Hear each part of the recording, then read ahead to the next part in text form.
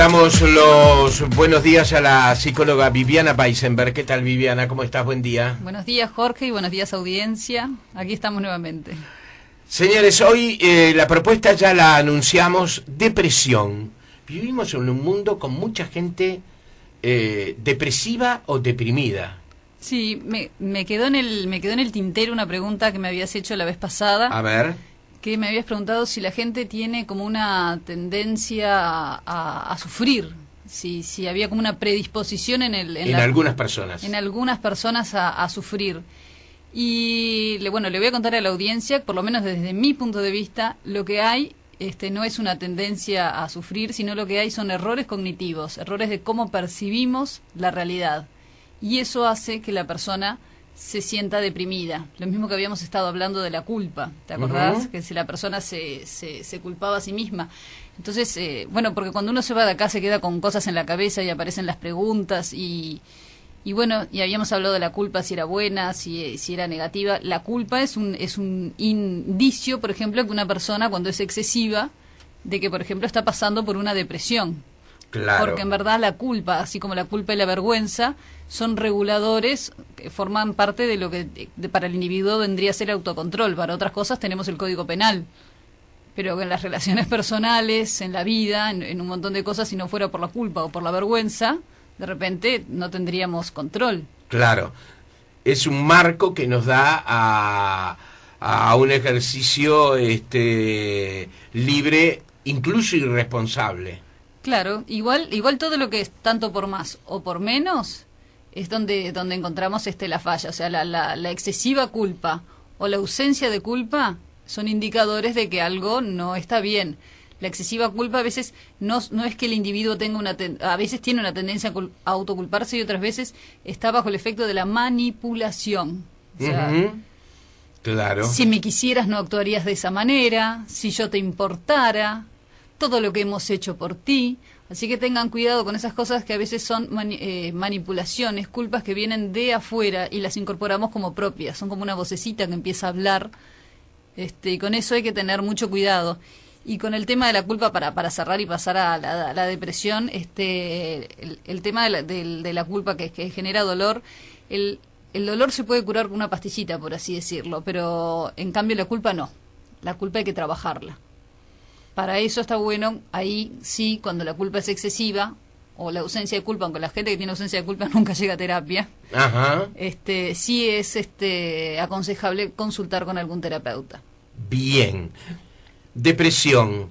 Vivimos en una sociedad donde, por lo menos a través de los registros, observamos que aumenta la cantidad de gente que padece esto, que puede ser calificado como una enfermedad, como un estado de ánimo, sí, por supuesto. Es un estado de ánimo, sí. Y si lo queremos catalogar como una enfermedad, tampoco está mal en el sentido de que si es una enfermedad puede tener cura. Ajá.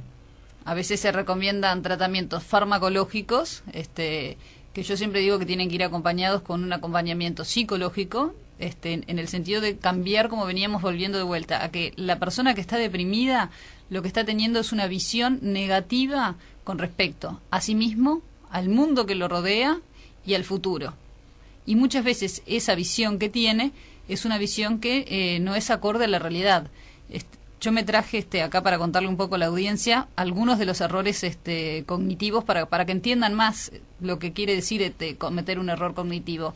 Hay una... Pero antes, ¿no sí, te parece? A ver, ¿No te parece? Decime. Sí, ¿no te parece, Viviana, mejor decir, por ejemplo, cuáles son algunos de los síntomas de una persona que está en estado de depresión? Es una persona que en general no tiene ganas de hacer nada, se siente que cae en un círculo vicioso, a veces que hay que tener cuidado con esos círculos. Por ejemplo, estoy deprimida, por lo cual soy una inútil, o soy una inútil porque estoy deprimida. O sea, por ejemplo, ha perdido el gusto por hacer cosas, no hay gente que llega incluso a perder lo que tiene que ver con la higiene con sí misma, no se cuida. No se cuida, pero para nada, o sea, no tiene ganas. ¿Para qué? Porque lo que visualiza en el futuro es algo completamente negro y sin sentido. O sea, muchas veces llega a creer que el mundo estaría mejor sin ella. Por eso a veces se llega incluso al suicidio. Ujú. Por eso son casos en los cuales yo digo que tienen que consultar y se puede salir de la depresión. La persona deprimida tiene tendencia a dormir mucho, Sí. a no salir de casa. A veces no tiene más remedio y sale y porque tiene un trabajo, pero en general sí, está todo lo que tiene que ver con la apatía y se ve, por ejemplo, la pérdida del gusto de cosas que se hacían. A veces cuando una persona, por ejemplo, llega a terapia y dice, ya no me interesa ni escuchar la radio, pero está la apatía que no es que no le interesa escuchar la radio, ni siquiera tiene la energía para encenderla. Ajá. Y a veces algo tan simple como mandar una tarea a domicilio que es, bueno, vos vas a encender la radio. La persona dice, yo no tengo ganas. Entonces yo les digo, yo no te estoy preguntando si tú tenés ganas, yo te estoy diciendo que tú la aprendas. Porque algo que la gente tiene que saber es que muchas veces, bueno, la gente espera estar motivada para hacer algo. Y la motivación a veces no surge antes, sino durante. Claro. Descuida su aspecto personal muchas veces. Muchas veces. También hay personas que a veces se ocultan su depresión y a veces las vemos completamente arregladas, fantásticas, divinas, como los payasos, ¿viste? Que tienen una Sí, sonrisa sí. y una lágrima. Ujú. A veces está bueno también escucharlos, aunque caiga en el consultorio una muchacha o un muchacho completamente bien vestidos, con pinta de que se llevan el mundo por delante. Lo que es bueno es saber cómo interpretan ese mundo, o sea, ese mundo que viene a ser los esquemas cognitivos que todos tenemos, que los vamos adquiriendo en la infancia. Por ejemplo, si nuestra autoestima fue estimulada, nosotros vamos a creer frente a las distintas situaciones, bueno, que estos son desafíos, vamos a buscar la forma de salir adelante, pero una persona que se siente débil, que todo el mundo, por ejemplo, trata de atacarlo, de que vive en un mundo hostil, siempre se va a encender un esquema que tiene que ver con lo negativo. Por ejemplo, llegan a terapia, están sentados en la sala de espera y si agarro y los atiendo enseguida, la persona automáticamente piensa, estoy horrible, me atiende rapidísimo porque estoy en el horno. Perdón. Si demoro, entonces piensa, no le importo nada. Por eso es que demora. De repente no es ni una ni otra, sino que tenemos nuestros propios tiempos, a veces nos extendemos más con una persona, a veces nos extendemos menos. Y esos esquemas cognitivos que la persona incorpora en la infancia, en este momento de repente ya no tienen nada que ver con las situaciones que ha vivido anteriormente, pero el esquema viene a ser como automático, ni siquiera la persona es consciente. Ahí está, y esa es un buen punto, ¿no? Que me hace preguntarte lo siguiente. ¿Hay gente que es depresiva por sí mismo porque es depresiva? ¿O hay gente que y hay gente que se deprime, bueno, porque han ocurrido hechos muy fuertes en su vida que le han llevado un aire de tristeza, de melancolía, de... Lo que pasa es que la gente que de repente le ha ocurrido algo, como tú decís, realmente fuerte, de repente sí cae en un estado de tristeza, porque hay emociones que son, si bien son negativas, son adaptativas. Incluso la tristeza es completamente adaptativa porque genera empatía con el otro, las personas la acompañan, va a buscar una forma de salir adelante. O sea, es una emoción negativa justificada, pero a veces está la depresión, que si bien puede haber un evento que la generó, cuando es excesivamente la emoción es excesiva, se siente que ya nada tiene sentido, ahí no, digamos que no es bueno, Claro. porque la calidad de vida de la persona no es buena, porque eventos desagradables en la vida tenemos todos, las pérdidas, por ejemplo, que son cosas inevitables, las pérdidas de los familiares, de los padres generalmente son los que tenemos más cercanos, Claro. son pérdidas que todos tenemos que sufrir de alguna vez, pero hay personas que lo superan y hay personas que quedan estancadas. Ahí también, que en algún momento podríamos hablar con un psiquiatra, hay gente que tiene, sí, biológicamente tiene una falta de serotonina, que por eso a veces está bueno hacer un tratamiento conjunto y que la persona pueda tomar un antidepresivo de repente para levantar un poquito y poder llegar al consultorio. Y después, en el consultorio, es donde se trabaja el cambio de los pensamientos, que es un trabajo de todos los días, es cambiar la visión que tiene del mundo, pero no por una visión positivista y que está todo bien, por una visión más real. O sea, porque cuando una persona a veces te cuenta que, justamente que te iba a contar eso de inferencia arbitraria, por ejemplo, que es inferir algo arbitrariamente sin que haya evidencia o incluso teniendo evidencia contraria. Por ejemplo, Sí. te encontrás, vas por la calle, te encontrás con un amigo, tu amigo no te saluda y lo primero que decís es, está enojado conmigo, o no me quiere, no me quiso saludar. Y puede pasar que vos de repente te encuentres nuevamente con tu amigo y te diga, estaba con la cabeza en otro lado, estaba pensando en otra cosa, ni te vi, y que la persona igual, a pesar de que tiene la evidencia que el amigo le dijo, no te vi, y que tenía la cabeza en otro lado, con lo cual está en su derecho, la persona siga diciendo, no me quiere, no le agrado, por eso no me saluda. Entonces, con el antidepresivo, más hacerle ver de que de repente eso que está haciendo una inferencia arbitraria, que está sacando una conclusión, a pesar de que la evidencia le dice que no, y a veces ni siquiera buscan la evidencia, se trancan con eso. Entonces está bueno ahí que el terapeuta les dé, el terapeuta y ellos mismos, porque es un trabajo donde uno les enseña para que ellos se lleven a su casa, por así decirlo, las preguntas, bueno, ¿qué otra posibilidad podría haber, qué otra cosa podría haber pensado? ¿De qué me sirve pensar de esta manera? ¿Me entendés? Cosas así. Entonces a veces sí se puede hacer un tratamiento conjunto porque hay personas que biológicamente tienen una predisposición a estar más deprimidas que otras. ¿La mujer se deprime más que el hombre más que la mujer? Dicen que la mujer se deprime más que el hombre, pero creo que la mujer, como vivimos en una sociedad machista, de repente está más habilitada a llorar y a reconocer que se siente mal. Pero eso es opinión muy personal. Creo que también el hombre se deprime mucho. Al hombre le cuesta trasladar sus estados de ánimo, sus debilidades. Sí. En general el hombre también se lo ve extraordinario, como... ¿no? Sí, el hombre tiene a veces... Las mujeres hoy por hoy también esa carga de ser autosuficiente, de hacer todo bien, de hacer toda la perfección, lo cual es imposible para casi todos. Uh-huh. Entonces, cuando algo le sale mal, se autoagreden. O sea, ahí volvemos de vuelta que me vine con las ganas de vos me cortaste, pero no importa, yo les voy a enseñar a la audiencia lo de sí. Maximización y minimización. Por ejemplo, la persona que está deprimida magnifica todo hacia su persona y, por ejemplo, a veces tiende a magnificar todo lo malo y tiende a minimizar todo lo bueno. Cuando tiene un logro, en general, tiende a minimizarlo. Tuve suerte, era fácil, y cuando fracasa en algo, soy un horror, soy un inútil. ¿Me entendés lo que te digo? Entonces hay que tener mucho cuidado con esas cosas. Además, la persona, a ver si que tenía algo anotado. Sí. Me había traído un ejemplo anotado que decía, por ejemplo, si pierde un examen, por ejemplo, pensaba que su carrera ya estaba completamente arruinada. O sea, eso es una maximización, porque es una exageración. Sí.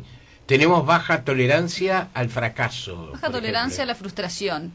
Ajá. Pero a veces es necesario frustrarnos si queremos conseguir algo a futuro, si queremos metas.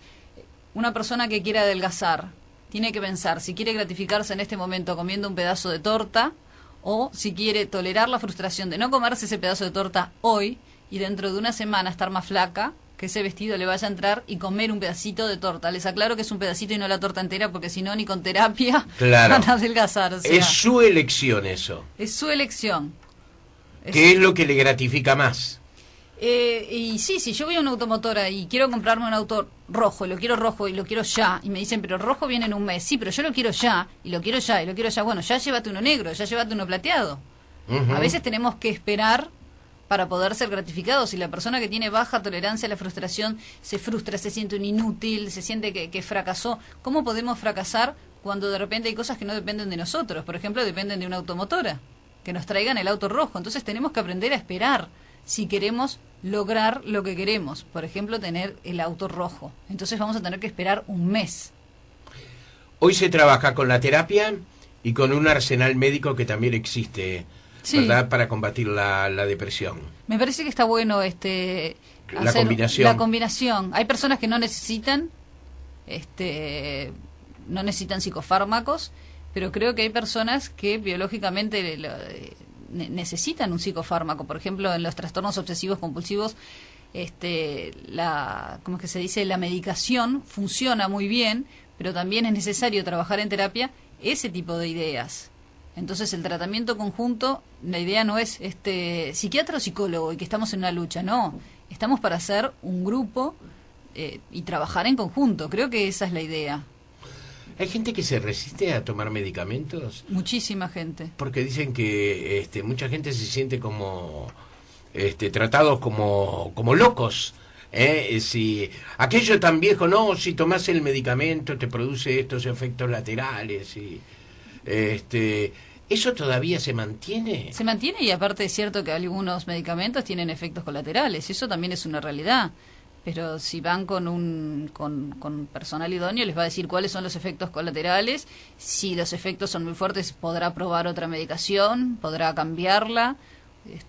Todo eso creo que es manejable. Y aparte, a veces hay que poner la balanza, que es mejor tener un efecto colateral, pero que mi calidad de vida mejore, o no tener el efecto colateral. Y hay que ver cuál es el efecto colateral. Si te mandan una medicación, o sea, la gente sí toma medicación porque está contracturada. Pero no toma una medicación si de repente tiene una falta de serotonina. Eso es inentendible. Sí, claro. Y por ejemplo, la medicación por ejemplo, para las cervicales, tiene la contraindicación que si tú la tomas de día, te vas a dormir, no podés manejar, no podés hacer un montón de cosas. Entonces te vas a adecuar a que, bueno, solo la podés tomar de noche. O sea, creo que hay cosas que se pueden manejar. Uh-huh. ¿Tratamientos largos? Los tratamientos, de acuerdo a la persona. De acuerdo a la persona y a la corriente. En la corriente que yo trabajo, la idea es que la persona misma vaya incorporando herramientas y las pueda manejar. Este tipo de pensamientos que la persona tiene que día a día ir trabajándolos y cambiándolos por pensamientos más adecuados, más racionales. Nosotros hablamos de pensamientos irracionales, pero no por la idea de que sean locos, sino porque no son adaptativos y no lo ayudan a mejorar su calidad de vida. Esto es un trabajo de todos los días, y que una vez que uno le enseña a la persona, uno le puede dar biblioterapia, le puede dar material, para que entienda que lo que influye en su vida, en la depresión, no es la situación que está viviendo. La emoción surge de cómo la está sintiendo, de cómo la está experimentando. Claro, de cómo la piensa. Y en ese sentido, por ejemplo, ¿cuáles son algunas de las cosas que tú le dices que deben hacer? Por ejemplo, una persona que está muy deprimida, que dice: yo no me puedo concentrar, antes me encantaba leer, leía un montón, yo ya no leo más, y es imposible porque, claro, es cierto, como de repente empieza a leer y le viene un pensamiento intrusivo. Vos en terapia le podés hacer leer un párrafo, por ejemplo, y te voy a decir: ¿por qué voy a leer un párrafo? Leí un párrafo y explícamelo. Te leen un párrafo, después te leen otro, después en tu casa le mandás leer un tercero, y de repente la semana que viene, cuando vuelven, te dicen que se leyeron un capítulo entero y volvieron a encontrar el gusto por leer. Por eso digo, la motivación es hacer. Y hacer siempre, no pretendan de pasar de 0 a 100. Vamos a empezar con pasos cortos. Si una persona ha dejado de asearse, ha dejado de hacer su casa, por ejemplo, podemos hacer el trabajo de asignación de tareas empezando a lavar una taza. Sí. ¿Me entendés lo que te digo? No vamos sí. a ir, bueno, levantate hacia la cama, de a poco. Vamos a ir de a poco y reconociendo que hoy por hoy a la persona le cuesta. Y también ver cuáles, como de vuelta decimos, cuáles son las ideas. Sí. Voy a volver de vuelta porque el tiempo en la radio es tirano, pero les quería contar a la audiencia, por ejemplo, otra de las cosas, otro de los errores cognitivos es la sobregeneralización, que es sacar una conclusión a partir de un hecho aislado y generalizarlo. Este ejemplo es uno que me gusta, que las mujeres lo usan mucho, y es: todos los hombres son una mierda. Perdonen, audiencia, pero bueno. Esa es la expresión, en el consultorio. Sí, por ejemplo. Bueno, un hombre puede venir y decir: todas las mujeres son unas cagadoras. Sí.